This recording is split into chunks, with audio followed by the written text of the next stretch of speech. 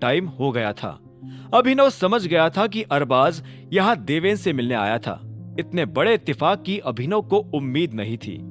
जिस रेस्टोरेंट में बैठकर अभिनव अरबाज के फोन का इंतजार कर रहा था, उसी रेस्टोरेंट में अरबाज और देवेन एक दूसरे से मिलने वाले थे। अभिनव के लिए एक तरह से तो ये खबर अच्छी ही थी।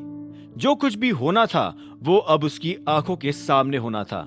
फिर भी उसके लिए चिंता की बात यह थी कि अरबाज उसकी तरफ बढ़ता चला आ रहा था। अभिनव को यह डर लग रहा था कि कहीं अरबाज देवेन को अभिनव की असली पहचान के बारे में ना बता दे, वरना रायता फैल सकता था। अब अभिनव के पास वहां से उठकर जल्दी से निकलने के अलावा और कोई चारा नहीं था। लेकिन उधर अरबाज भी तेजी से उनकी तरफ बढ़ता जा रहा था। दूसरी तरफ वैभवी भी अभिनव की छाती पर खड़ी थी। ऐसे में अगर अभिनव को निकलना था तो उसे वैभवी को धक्का देना पड़ता। अगर वैभवी को धक्का लगता तो वो अभिनव के सामने से हट जाती और अरबाज अभिनव को देख लेता। अभिनव ऐसा नहीं होने देना चाहता था। ऐसे में अभिनव ने तुरंत बात संभालने के लिए कहा, वैभवी, ये तुमने बहुत गलत किया। तुम्हें ऐसा नहीं करना चाहिए था। यह सब अभिनव ने बड़े प्यार से कहा। उसकी बात सुनते ही वैभवी के चेहरे पर एक शैतानी मुस्कान आ गई। अभिनव वैभवी के साथ एक लंबे वक्त तक रहा था, लेकिन उसने आज तक वैभवी के चेहरे पर ऐसी मुस्कान नहीं देखी थी। उसने कहा, एक फटीचर सही गलत की बात ना ही करे तो अच्छा है। इतने में देवेन का फोन बज उठा और उसने पलटकर देखा तो पाया कि अरबाज वहां पहुंच चुका था। अभिनव ने अरबाज से नजर बचाने के लिए दूसरी दिशा में देखना शुरू कर दिया था।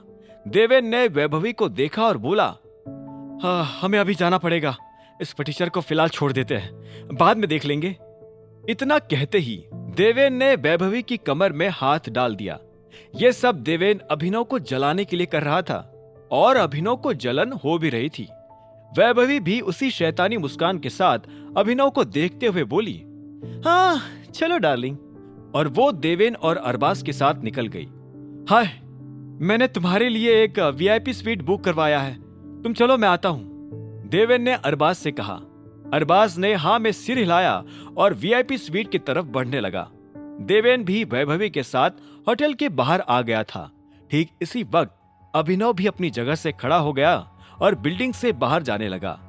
जैसे वो बाहर आया तो उसका फोन बज उठा। उसने देखा कि किसी अनजान नंबर से उसे फोन आ रहा था। अभिनव फोन उठाने ही वाला था कि इतने में उसकी नजर देवेन पर पड़ी, जो एक कोने में वैभवी के होठों को चूम रहा था। फिर उसने गाड़ी का दरवाजा खोला और वैभवी को उसमें बैठाकर रवाना कर दिया। इसी बीच देवेन की नजर भी अभिनव से मिली और वो चेहरे पर शैतानी मुस्कान लिए अभिनव की तरफ बढ़ने लगा। तुम्हें पता है, पहले जब मैंने तुम्हें इस जगह पर देखा तो मुझे शौक लगा। मुझे समझ नहीं आया कि तुम्हारे जैसा आदमी ऐसी जगह पर क्या कर रहा है। फिर मुझे अचानक याद आया कि तुम्हारा बाप, आई मीन तुम्हारे पिताजी अकरम सर के ड्राइवर थे और शायद तुम उसी रिश्ते का नाजायज फायदा उठा रहे हो। यह सुनकर अभिनव मुस्कुराया और बोला, मैं एक आजाद इंसान हूं देवेन, कहीं भी आ सकता हूं, कहीं भी जा सकता हूं। मुझे नहीं लगता मुझे तुमसे परमिशन लेने की जरूरत है। और जो तुमने अभी बात कही ना, वो तुम भी जानते हो कि कितनी बकवास थी।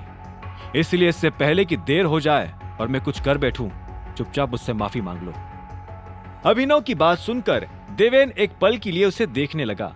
देवेन की आंखें देखकर ऐसा लग रहा था कि अभिनव ने अभी जो कहा, देवेन उसके बारे में सोच रहा था।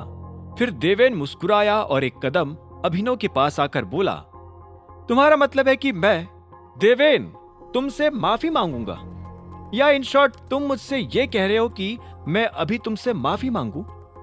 अभिनव देवेन की आंखों में देखता जा रहा था। तभी देवेन ने अभिनव की शर्ट पर लगी धूल साफ करते हुए कहा, तुम्हें पता है, आज मेरे मन में आया था कि मैं तुम्हें माफ कर दूं, लेकिन तुम्हारी यह हरकत देखकर लगता है कि तुम अभी भी माफी के लायक हुए नहीं हो। माफ कर दूं मतलब? तुम कहना क्या चाहते हो? अभिनव ने पूछा। यह सुनकर देवेन की मुस्कान और भी बड़ी हो गई और उसने कहा, इसका मतलब भी तुम्हें जल्दी पता चल जाएगा।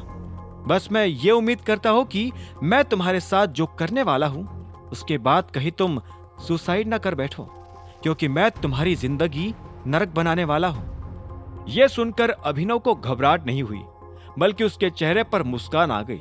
आगे की कहानी जानने के लिए देखें अगला एपिसोड सिर्फ पॉकेट एफएम के यूट्यूब चैनल पर, और द रिटर्न ऑफ टाइगर के सारे एपिसोड्स को सुनने के लिए डिस्क्रिप्शन में दी लिंक से डाउनलोड करें पॉकेट एफएम ऐप।